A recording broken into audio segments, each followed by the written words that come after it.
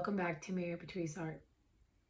Today I wanted to focus the aspect of art on the 4 parts of a landscape.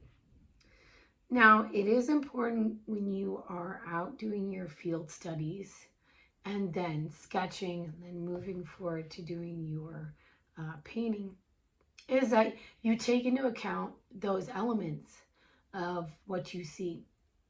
And so I thought that I would go over that and help you to understand this as a beginner or advanced, because it really is a must that you keep that in your field studies book when you're doing your field studies in general.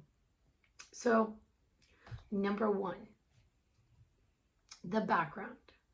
And the background is what is furthest away from you. For example, that could be the sky, the clouds, etc. Moving on, number 2 is the horizon. That could be the sun. Also, there could be some stratocumulus clouds there. Maybe there's wildlife that's there on the horizon. Number 3 is your middle ground. And the middle ground is the part between the foreground and the background. That could be a lot of things, depending on what you want to put in your landscape. It could be a building, could be foliage, could be woodlands, and again, it could be water, things like that. Moving on, number 4 is the foreground, and that's the part that is closest to the viewer. That could be a continuation of what you might have seen in the middle ground. For example, if there's water, rocks, foliage, woodlands, wildlife, buildings, things like that. So those are the 4 parts to a landscape. And included with that, I wanted to share with you that when I'm out doing my field studies, I always, I won't leave home without it, is I have something called it's a viewing card. And so if there's something that I see that might have interest and meets all the values that I'd like to paint, I will take my viewfinder, and you can hold it farthest away from you, okay? However far maybe your arm, might extend. Or you can hold it up to one eye and close the other eye to try and see, what might help you to focus better. This will help as a training aid for you to specifically with your eye visually perceive those elements in the parts of a landscape. So there's that. And then I also, when I'm out doing my field studies, or I'm reviewing something that I've taken a picture of landscape, I have something it's also, this is called a viewfinder, okay? And this, again, you would, if you're out in the field, okay? Or at a park, a walk, it could be something you see in the city, rural, suburban life, depending on where you are. And you would take the viewfinder and hold that far away from you. You could hold it close up, depending on what works best for you. And so these are 2 really good tools to keep in a folder when you go out. So there's that. Now, a part of talking about the 4 parts of the landscape is I wanted to demonstrate that today.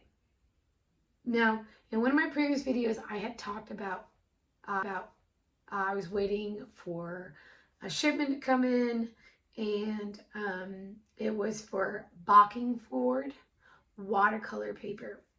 And so it finally came in, and I'm excited to share that with you today. I got the white, this 12 sheets, and in the Bockingford watercolor paper, I will use, same like the previous videos, I'm very true and loyal to the 300 grams, 140 pound cold pressed. That's just what I use as a freelance artist and with watercolor and specifically for watercolor. So I'm going to use that in the demonstration today for this. But also I want you to keep in mind that with this watercolor paper, it's more on the textured side. So if you are a fan of that and you're doing landscapes that require you need more textures and things like that, this is a great watercolor paper. Hands down, it's awesome.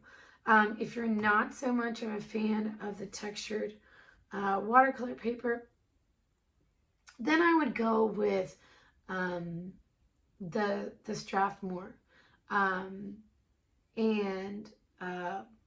So without further ado, I'd like to go and get this demonstration started.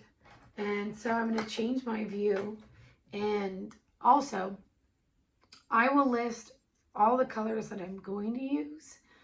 But whenever you do an exercise like this, or demonstration like this, it would probably be an exercise for anyone else, is keep in mind that you can use your own palette to however you like it. The idea is to keep in mind those 4 parts. And so with that said, let's go ahead and let's get started. Let's go ahead and get this demonstration started. Today, I'd like to talk to you about what I have going on here with my setup. I've got my handy dandy painting board, and then I've got the painter's tape around the perimeter. I have an 8x6 cutout of the Bockingford watercolor paper. I have my horizon line at 3.5 inches of the 6 inches. Then to use this for educational purposes about the washi tape and painter's tape is that the washi tape is excellent to prevent from tearing your paper when you are finished with your painting, or specifically with the horizon line, as long as the paper underneath it is dry. Then moving forward, the brushes that I will be using in the demonstration today, I had featured these in a previous video. This is my favorite paintbrush set here. I've got my 8, 3/8 inch, 4 and 3/4 inch brush. And then I've got my diamond painting knife, my clean bowl of water, my Winsor & Newton pocket palette, all ready to go. And then if needed, and I really mean this, if needed, I also have my number 2 Velvet Touch Princeton brush round. It's almost like a rigger brush, but as long as you have a brush just about that size and round specifically, that'll do great if you need to go into some specific detail areas for this. Also, you will need some paper towels. So a good thing is to take that paper towel, long rectangle, fold it in half, have a little rectangle there. Okay, so the first thing we're going to do is we're going to get started with the sky. And what I'm going to do with this is I'm going to use a wet on dry technique. I'm going to put together a mixture. I'm going to dip my 3/4 inch brush into my water and make equal parts mixture of ultramarine blue and cerulean blue. And I'm going to start here at the top. I'm going to hold the brush horizontal, and I'm just going to go in. I need more of the water in my brush. You can leave some of those white areas to make an indication of clouds if you choose. Just like so.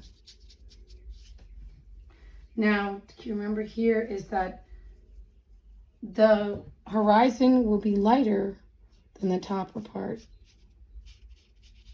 Because as you get closer to the horizon, it does get lighter. Okay.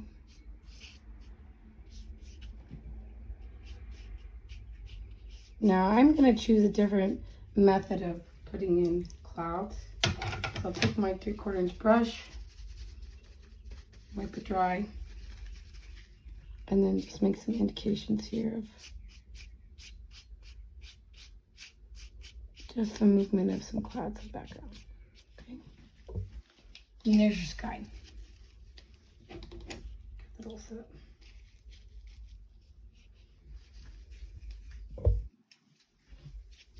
Moving forward is that we're going to put in our landform. I'm going to pick up then with a different brush my 3's angular shader, and I'm going to dip it into my water and mix up just the Ivory Black. Now, keep in mind that with landforms, they're rigid. And so when you think about it in your mind, keep your eye-hand coordination together. When you go to put pen to paper or brush to paper with your pigment, it helps to keep that mindset there. Then I'm going to blend down, pull that down.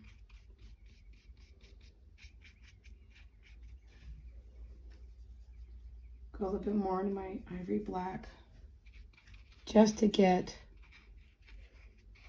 a better idea of how I want my landforms to look. Pull it down. And go here, just like so. Now, part of watercolors, you're working lighter to dark. So I see some darkness here, a little bit of light here. So I've got this side taken care of. Over here, I'm going to go ahead and add in a mixture of equal parts of Paynes Gray and Ivory Black. And here and there, I will put in where I might see my shadows. Okay, just here and there. Now, don't worry about the top part. You can wipe off your brush, dry the 3/8, and go in at an angle and define what you might see.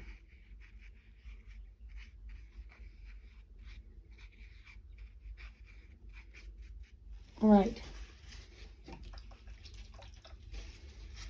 Moving on, I'm going to put down my 3/8, and I'm going to go in with my diamond painter's knife, and I'm going to add in texture to my landform.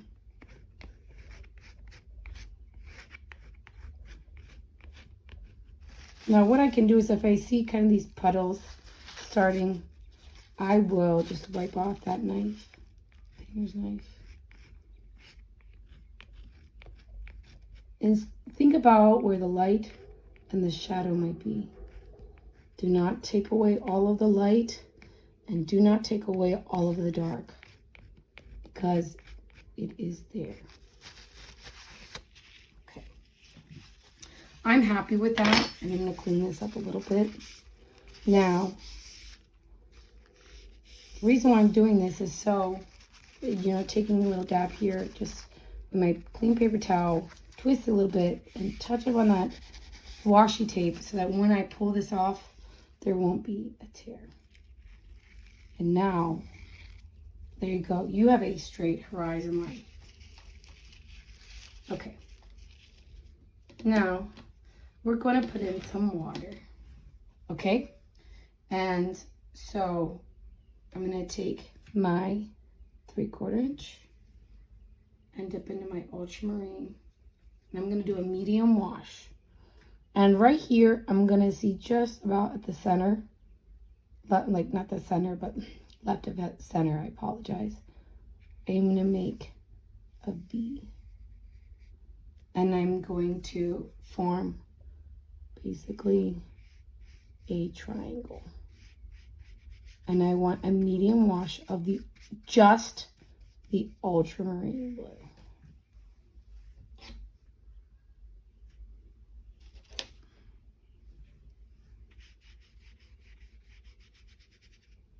Does not have to be completely a perfect triangle, just set that in there.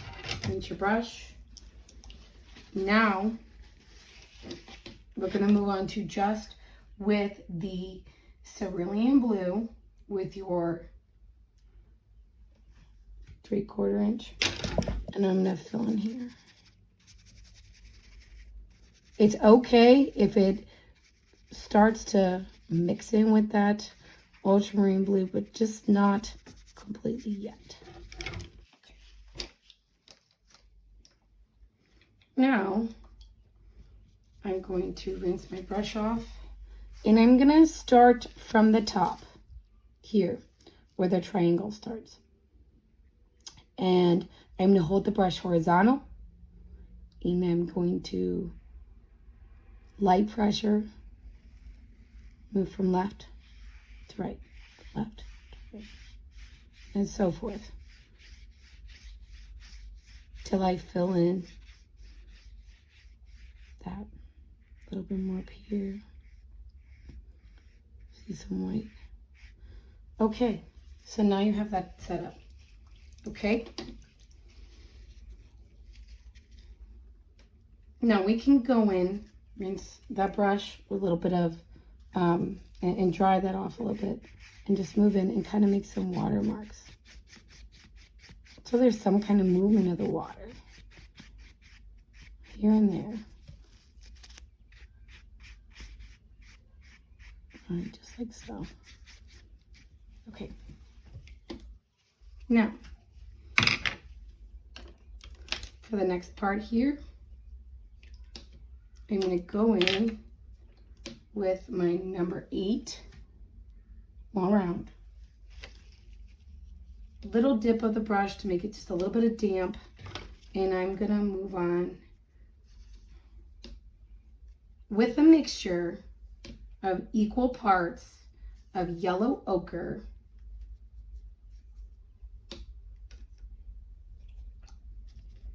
and burnt sienna. And I'm just going to put in just some marks, just like so.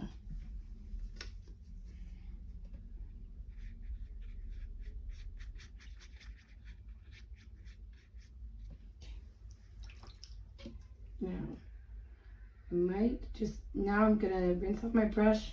I'm going to go in just with a little bit of just the yellow ochre, not the burnt sienna, only the yellow ochre. And maybe out here, might be just, rocky there. Just something up there. Okay. Moving forward, I'm going to rinse my number 8 brush. And I'm going to leave it damp. Make sure it's clean. And I'm going to go into that mixture that I have of the Ivory Black and the Paynes Gray.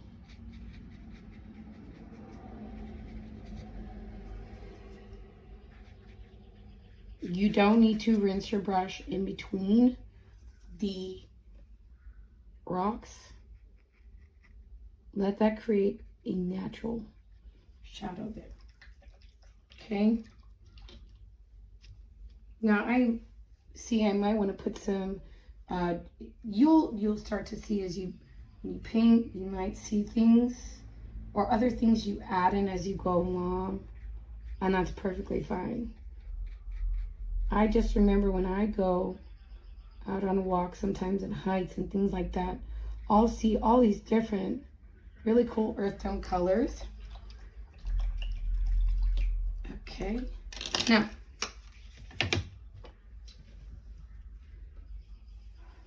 we will go over right to our first right rock, and I'm just going to move in and create that rock. Start at the top and just form it. Don't let these they look kind of unknown. Don't let that intimidate you. It will be just fine. You can fix it. It's gonna be okay.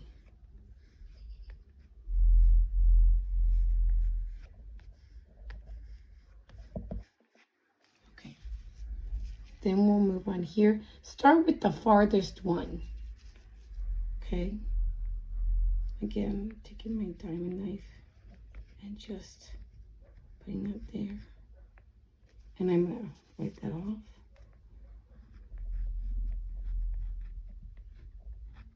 There might be some shadow here. Okay. Right. Now, there you have it. We have the sky. We have the horizon. We have the foreground and the middle ground all set up together. I will list all of the things that were focused and mentioned in this video. I hope that this video has helped you to think of what you see for a basic landscape. And what I can tell you that I have learned is that practice makes progress, and be patient with yourself, that it will get better and you will get better. And I encourage that you take walks anywhere that you are, or visit your local parks or your national parks, or if you're working, things like that, and just pick out some things that you see and try and look at the details that sometimes you might miss. And that's what has helped me, because when I go on my hikes and walks, and I go to the local parks or go for walks and visit the nature centers, I'm always asking questions and learning something new, because it does help you to learn about landscapes. So with that said, I thank you so much for your time. I hope that you have a great day wherever you are. And thank you for tuning in to Mary Patrice Art. Have a great day. Bye.